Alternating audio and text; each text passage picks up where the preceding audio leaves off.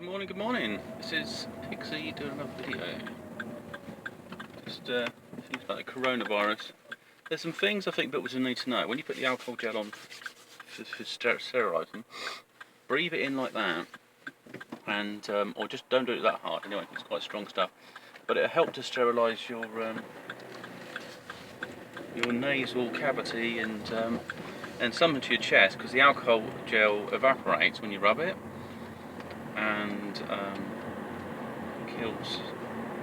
it kills germs, but it also, as it evaporates, you breathe it in, and it will slightly disinfect your chest as well. I mean, obviously, if you've got coronavirus, doing that won't really affect it. You might want to maybe drink something like a bit of rum, warm that up a little bit of that. Something just to sterilise the chest, and also alcohol thins things down as well. So that's what I would do if I was self-isolating. I mean, obviously, I won't be drinking loads of rum like Matt, and I'd just be sipping it a little shot regularly to try to keep the airways sterile and clear. And another thing I'm looking at the moment as well is that there's a lot of fear about protecting yourself, wearing protective personal equipment,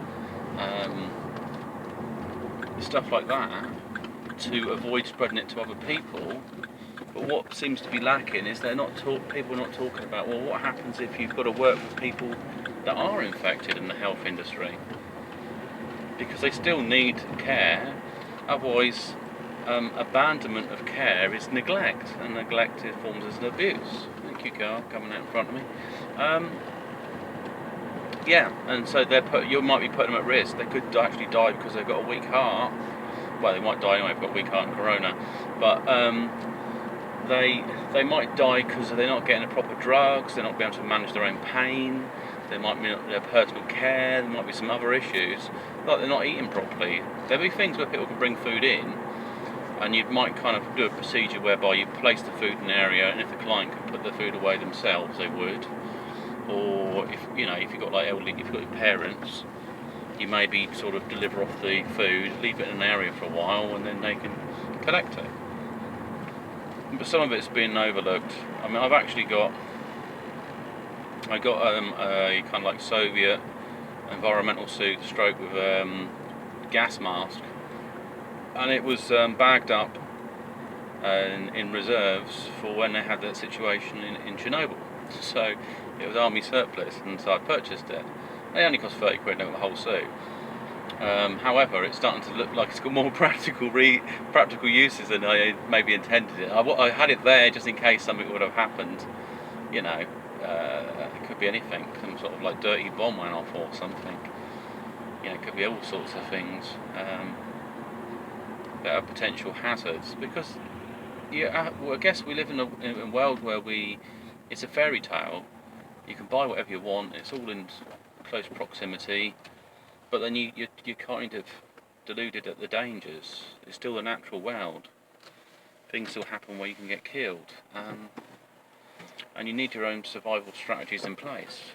If you want the government to look after you, they're not, because what's the value of you apart from being a worker and a part of a society, a network? That is probably what you are. You're an asset.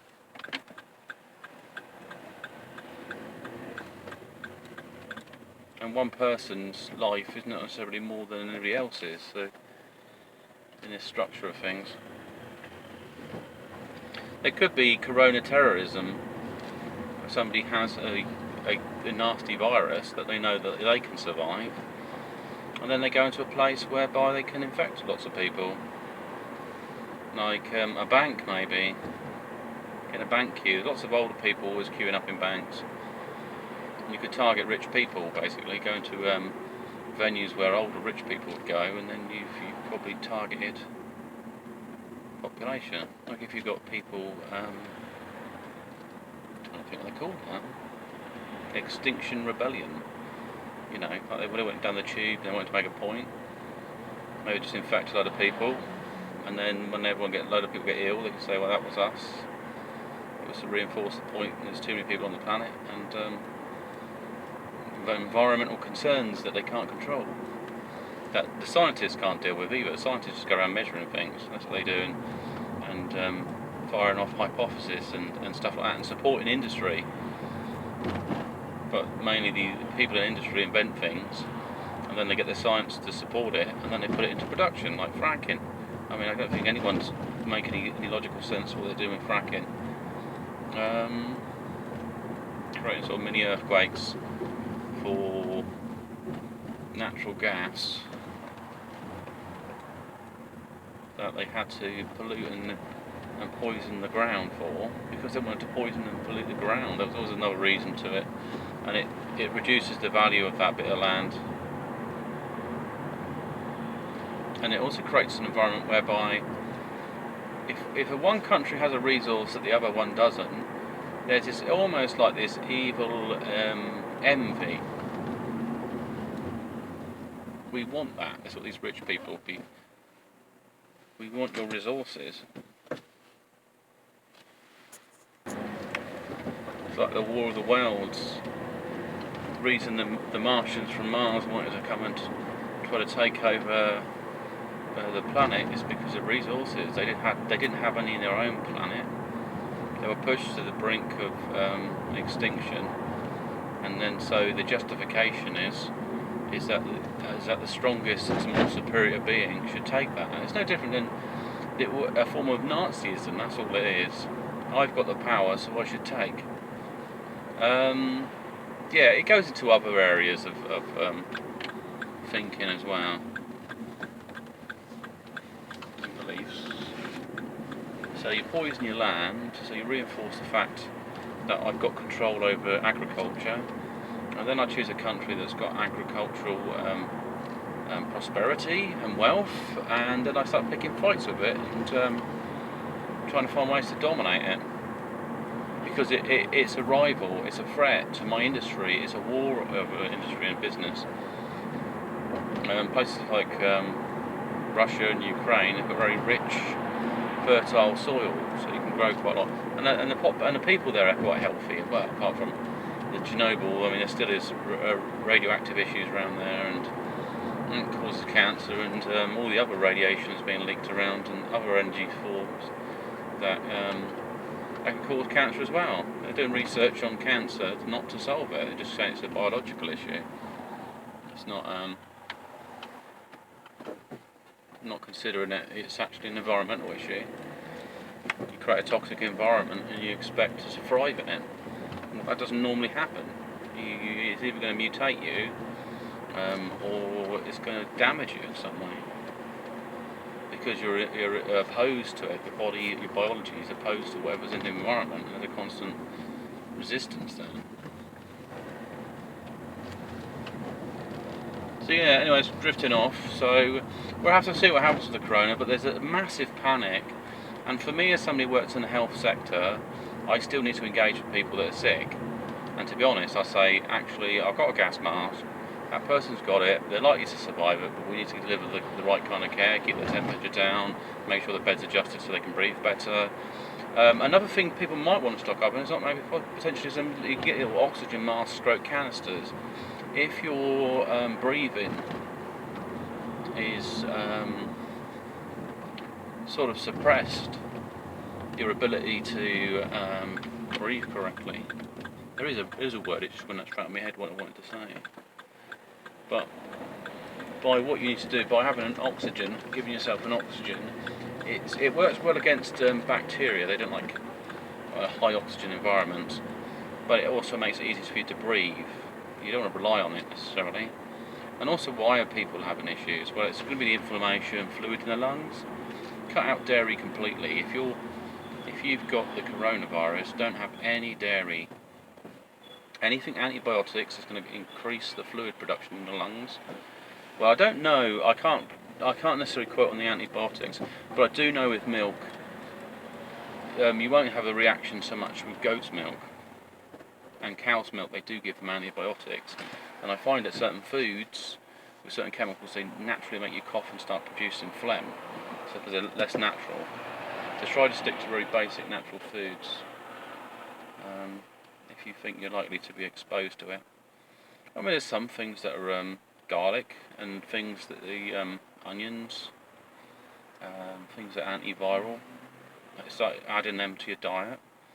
I mean, I like things like a bit of chili sauce. There's no problem having a garlic and whacking up on that, and just having that daily.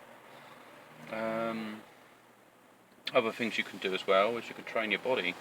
You can have cold baths or cold showers. Your body gets used to shock, because it's going to shock if something's holding your breath, or you find it hard to breathe. It's going to cause stress to your heart. But if you've already trained yourself to deal with some of that stress, it's a less of a shock or an impact. I mean, obviously if you're vulnerable, you're vulnerable. But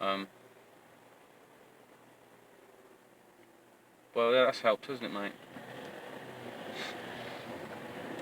Van's rolling out in the middle of front of me. So yeah, so what you can do to prevent it is better. Train your body to deal with viruses. Things like, I say, fasting's great, because at least lets your body a chance to deal with other issues. I mean, possibly if I got a corona, maybe a complete dry fast. No fluid, nothing.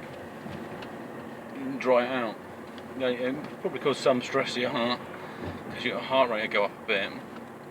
But you can't have the same effect of inflammation. And if it's lungs and fluid, keeping your chest warm, take a hot water bottle. This is a technique I learned from an old chap actually. He said to get the hot water bottle and he puts it on his chest, because the way he looks at it, it's not just warming the lungs, it's warming the pump. So you're keeping everything more effective.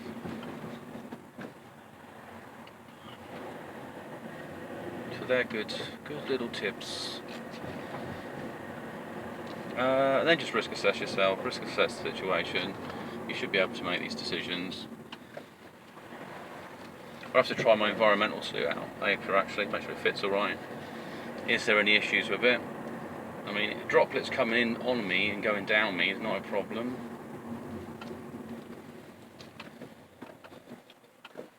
I was a little concerned of the respirator, just in case it was used in Chernobyl and had any radioactive particles in it. And also just assembling it and putting it together. So it goes, it makes a noise like that. Breathing slightly. However, some of my clients have got dementia. It might set them off, might attack me if it's bloody that's where the Russians are invading. Okay, I've got Soviet branding on it as well. Mother Russia, we are strong. I could imagine these people might have reacted to it, but yeah, it's cool, it's cool. Anything else? That's it really, just keep yourself safe, don't panic. That's what the government does, and we need to keep cool heads. Cool heads, that's what they need, dealing with things like that. And also herbs. You know, things like antibiotics are going to be low. There are things that are actually good for your health that are found in herbs. Take advantage of that. And just, as I say, train your body to deal with things. And hey presto, you should be fine. This is Pixie signing off this video, and I will speak to you soon. Bye.